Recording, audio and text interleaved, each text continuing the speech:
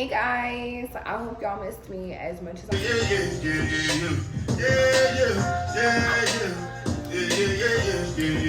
So I know y'all missed me. I haven't done a vlog in that long, but I miss y'all. But you know, I'm gonna drop a video, literally just catching up. But today I felt a need to drop a video discussing 5 reasons that he's not sweating you. These tips are very short, very simple, you know, in terms of how I'm gonna give you guys the tea, because honestly, this is game. When I tell y'all this is game. You know, after you get a lot of these steps down packed, you'll actually beat the whole table, to be honest. So I'm gonna keep it real sweet, short, and simple. I don't want to overcomplicate it. Number 1, you are too available. And the best way, easiest way for me to simplify this is think about the fact that we all love stuff that we just cannot have. The more expensive something is, the more you want it. The higher quality something is, the more you want it. The more exclusive something is, the more you want it. So it's very important for you guys to understand that you just can't be too available to anybody, including him. So like, really make sure that you're taking the time to pour into yourself and you have your own stuff going on, because then in reality it makes you more of an asset, because you do have things to offer, versus a liability where you just want to take. So I don't know if you got a license, but you might need to study some more. You need to go do something. But being too available, every time he calls you answer, you know, you answer on the first ring, you texting back, you sweat him, you double texting, triple texting, you know, it gives thirsty. And like, slow it down. Don't be too accessible. Even if you're liking him and you're feeling him, everything takes time. Like literally, like the 90-day rule, I'm not even about to go into that rule too deep, but if a man or a partner could meet you and literally y'all gonna be having sex, or you know, just hanging out every single day right after that, like it gives like you're just too accessible. End of story. So yeah, number 1, you're way too available. Switch it up. I'll take a quick step before we go on to step number 2, because step number 2 is my favorite, and we might be here for a little minute with this step. Okay, so y'all, step number 2, you need to take care of yourself. Listen, I'm not here to argue. I'm here to give you the tips. I'm here to give you the facts. They work. Either you go switch it up and apply it, or you don't. But go argue with your mama, because it ain't gonna be me. Number 2, you need to take care of yourself. And I'm gonna be honest, it doesn't matter who you are, we could always take care of ourselves better. So you might be a woman or a man that takes care of themselves. That's awesome. But you could increase what you're doing. I'm not gonna lie, there's always room for improvement. So let's get into this one. When I talk about take care of yourself, I'm talking about hygiene, I'm talking about mindset, I'm talking about being physically active, I'm talking about fixing up your income. You know, and one of my pet peeves when it comes to dating is that I think people don't understand the importance and the value of getting to know themselves, of dating themselves before they go out and start dating other people. Like, you have to improve yourself. You can't just get up, pick up you and your traumas, pick up you and your immature mindset, and think that you're gonna go out into the dating world and attract the type of person that you want or deserve. No, you have to put in the work just as much as the other person, if not more, especially depending on the type of partner that you do want and the kind of people that you want to attract when you're dating. So I'm talking, y'all, when I tell you, you might think that dudes or even women don't pay attention to, like, let's say your nails. I've had many, when I tell you many, I have men that come to me and be like, every time I see you, your nails are always done. So it's like, even if let's say I'm, you know, God forbid, in a situation where financially, and I know there's a lot of people that are going through stuff financially, to be honest, where you can't really afford it, sis, go get those press-ons. Me, I'm a sacrifice. I don't know. We just not gonna eat a meal or something, but we finna get these babies done. So it's just certain things you might think that people are not looking at it. A dude can see your eyelashes. He looking into your eyes, right? So he know whether you got the bat wings going or whether you have your natural mascara going. Like, dudes, especially when they care, when somebody cares about you, they pay attention to what you have going on. They know whether your hair is done or not. And let me just pause. Flag on the play. The bonnet babies, I don't play that. Like, wearing the bonnets outside and then saying you want a nigga to take care of you, like, who is finna take you serious? You must not want a 6-figure nigga. Like, at the end of the day, you have to, like, your presentation is very important. It's not the end all be all, but it's very important, because that is the first thing somebody sees. Before they smell your breath, they smell you. So how do you smell? You going outside, like, did you wash up? Do you have a fragrance? I do recommend floral fragrances, but how do you smell? Do you smell like money, or you smell like the streets? Like, did you roll out of bed this morning, or did you actually put some effort into your presentation? All right. And there's a big difference because, as I said, this is all about what you give out is what you're going to receive, multiplied, shaken up, and overflowing. So if you go out and give off that you don't care about yourself, I promise you, you're going to attract a partner that don't care about you or themselves. Let's go to step number 3. Okay, step number 3. I'm laughing because I don't want y'all to cancel me before I even get started, but I can't lie. I can't, not tell the truth. Okay, so I know y'all gonna be mad, but honestly, the truth hurts sometimes. It really do hurt, and it makes you uncomfortable. So if I'm making you uncomfortable right now with the tips that I'm saying, I love that for us. Let's build a great relationship, and I want to see you become the best version of yourself, right?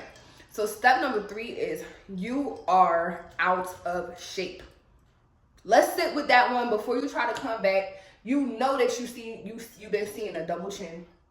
You know that maybe going up the stairs, you're a bit more winded. You know that you packed on maybe an additional 30 to 40 pounds. You know, like, let's be honest with ourselves. Like, when you're dating and when you're really just trying to become a better version of you, you have to understand that you're going to be uncomfortable, and you have to be honest with yourself, right?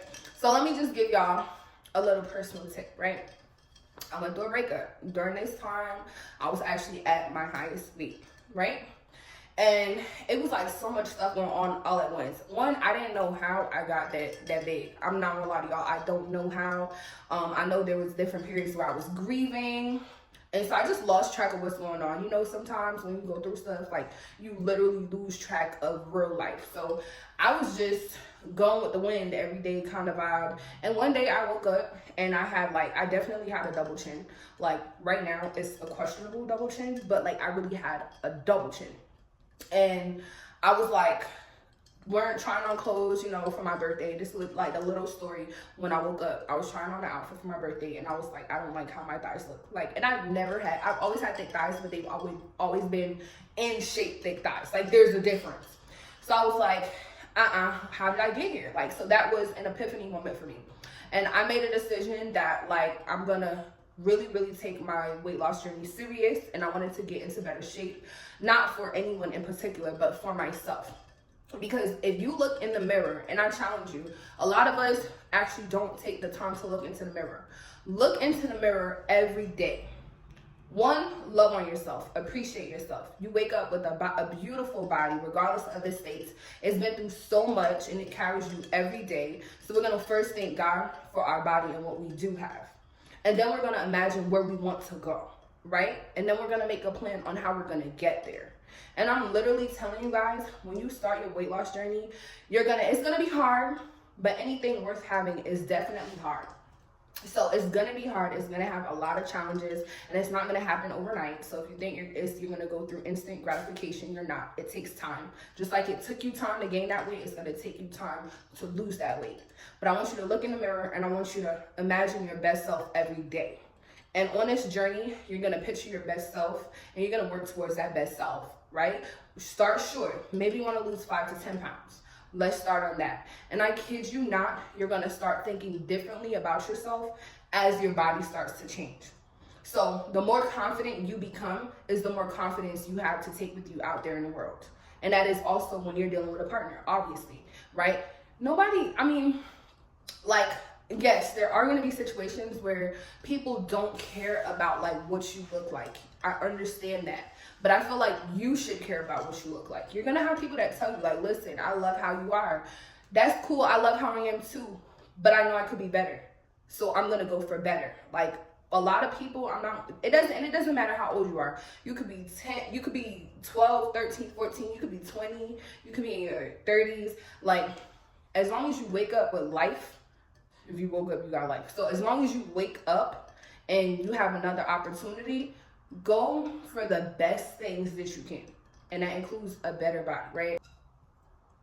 Okay, so I think we're on number 4. I love this one. Okay, y'all, step number 4. I was gonna say you broke, but I want to change that, right? I want to say step number 4, you're too needy.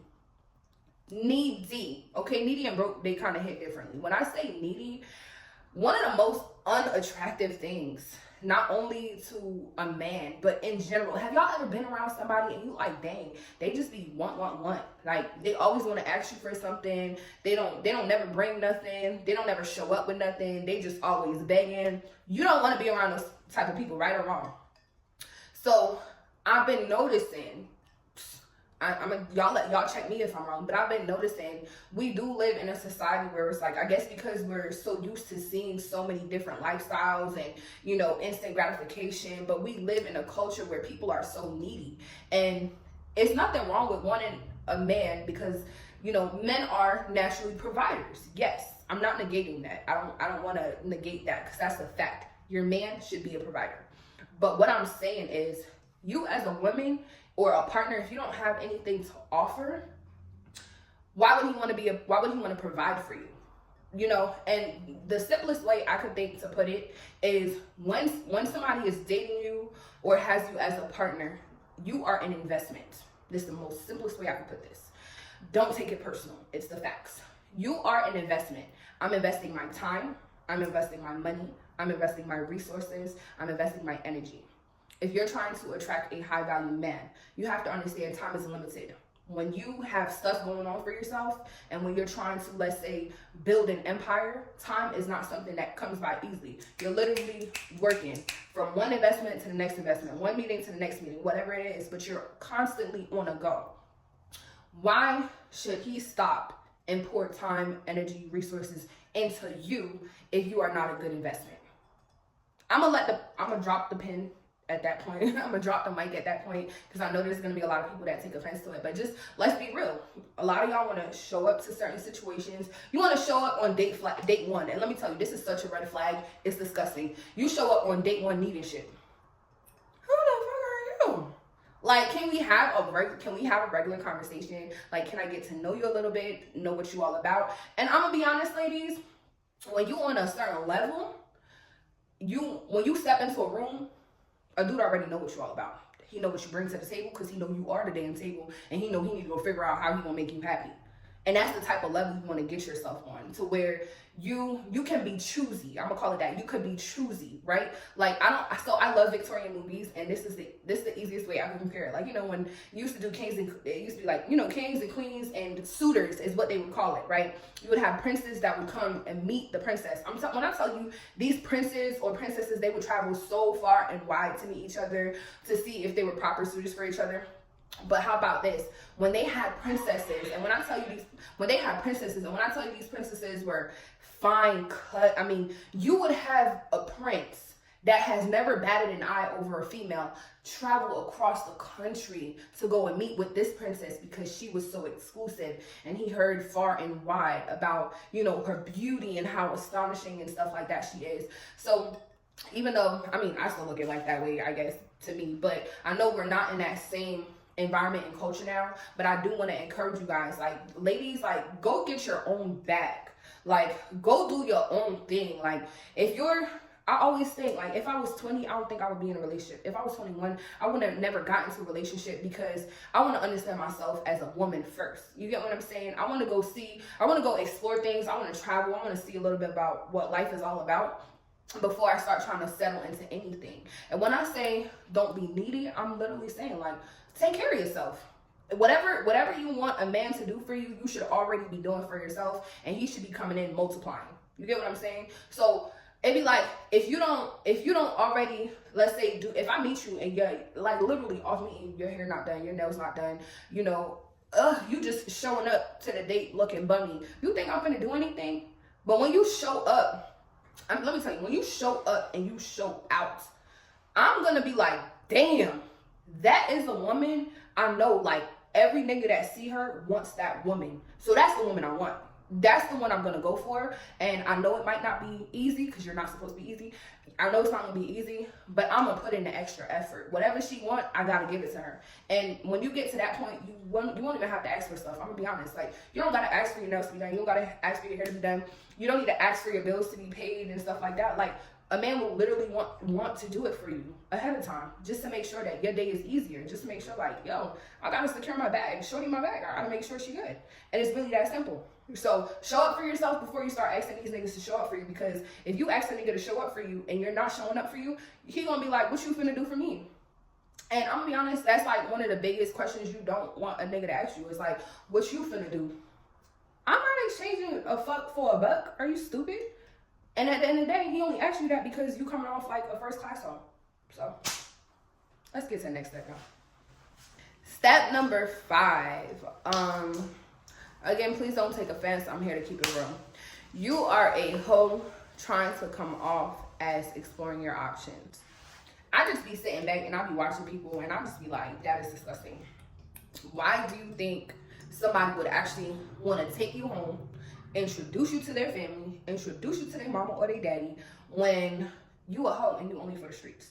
That is that simple. Now, I want us to thoroughly understand the difference between being a hoe and exploring your options and keeping your options open. Let's explore what those two different contexts looks like. When I say being a hoe, I'm saying like any nigga could slide and try to talk to you. Because now you don't even have that exclusivity factor. You can't be talking to every nigga that want to slide in your DMs. You don't give them energy. You don't give them time. Because, again, time is precious, right? When I say hoe, I mean, so a lot of people, I think, they'll date. You have this, and this is why it's so important to explore what dating means for you and what it looks like for you on a healthy note. But going on a date or 2 dates doesn't make having sex okay. I'm sorry. We're getting older, and it's nasty out here, so we just gonna keep it like that. Like, going on 2 dates is not enough to bust it wide open. And that's not to say you might not have like a one-night stand or different things like that. Like, we're grown. You may have a one-night stand. That doesn't classify you as a hoe. But if you're having a one-night stand every weekend, baby, you're a hoe. Let's keep it factual. So when you are, it's very important to explore your options as a young woman, high-value woman that is trying to find a great suitor. And when I say exploring your options, for one, I personally think it's very important to abstain from having sex. It's also very important to abstain from kissing. Yes, you do want to know, like, yo, do them lips do what I think they do? Yeah, you might want to know that. But there's a time and place for everything. And again, when you're trying to explore a suitor, a potential suitor, you want to make sure that they have certain characteristics. They could hold conversation. They know how to pick your brain. They know how to show up for you. We're all individually different. So you have to give a person time to show you their strengths and their weaknesses. So again, that takes time. You're not going to know somebody after 2 weeks. Even after a year, you're not going to know someone. And I'm not saying wait a whole year. What I'm saying is give it time to see this person on their good and their bad days. Give it time to see what this person is like when you're faced with different trials or tribulations, how they do show up for you or how they don't says a lot about whether they're a good suitor or not for you. So stop being out here and busting wide open and thinking that you're just exploring your options. You're exploring a fuck. I'm gonna be honest. And I know a lot of people gonna hate me for this, but we have to be real. Women are receivers, right? We're receivers. That is why sex, just think about the physics of sex. You have a vagina that the penis needs to go in, correct? Right. So we are naturally receivers. When you go out and you're dating, you can't be willing to receive from every person that you meet. Number one, you're receiving energy. And energy is very, very complex. You might receive the wrong person's energy. Number two, you're exchanging fluids. I don't care what y'all talking about with this condom shit. You could get diseases from kissing and all this extra stuff. So you don't really need to do too much to get a disease. So at the end of the day, you even kissing a person, you're exchanging bodily fluid, period. When you put a condom on, there's still a portion of your shaft or your dick and your sweat and all these other things that are being shared. So you can still wear a condom and still be sharing bodily fluid. Hence how people still get diseases that have never even had unprotected sex. It's a thing, look it up. So I just think that it's very, very important, especially as women, to stop trying to compete with a nigga, okay? Yeah, it's unfortunate and it's sad that a man could have like whatever the body count and have however many bitches, and for a man it's looked at more like status than he's a whore. But I would say, like, you as a woman, I'm gonna tell you, sis, like, protect your name, protect your title, protect who you are. Just protect yourself at the end of the day, because you're a woman and you want to stand on that womanhood. You feel me? Explore your options. Go on those dates. But let a nigga know you're not a cheap date, and just because you took me on a date don't mean you finna get no pussy. End the story. Like, you gotta come way harder and way stronger than that. And let a nigga wait for you. Actually, let him beg. But I want to say good luck, because it's YouTube, so I can't say certain things. But on some real, like, the longer dude has to wait, y'all gotta understand the chase is a part of it. So if you don't let a nigga chase you, what are we doing? What are we doing? You ever see, like, some people, if y'all watch Animal Planet, some animals like to chase their food. And if the food is already just available, like it's there dead and it's an easy catch, they don't want it. It's the same thing. Men have a nature where they want to chase you. They want to know that, damn, no matter what I do, she not even folding. And can I be honest as well? Like, the longer a nigga chased me was the longer the relationship. I swear. Like, the longer I made a man chase me was the longer the relationship was. The more they was, I'm eating mamas after 2 weeks. Like, and it just attests to your character. So I know you have way more to bring to the table. You was just a little lost in the sauce, and you got caught up out here playing boo-boo the fool, trying to compete with a nigga. Ladies, we don't compete with these men. Let them do what they do. We're gonna sit pretty. That's what a woman does. We sit pretty. All right? So I hope these 5 tips do help you guys with your dating lives, your dating experiences, whatever it is. Let me know. Please comment down below which one is your favorite tip, or if you agreed or disagree with something, let your girl know. But we finna wrap up this video. Definitely like, comment, and subscribe, and I'm gonna give y'all some more.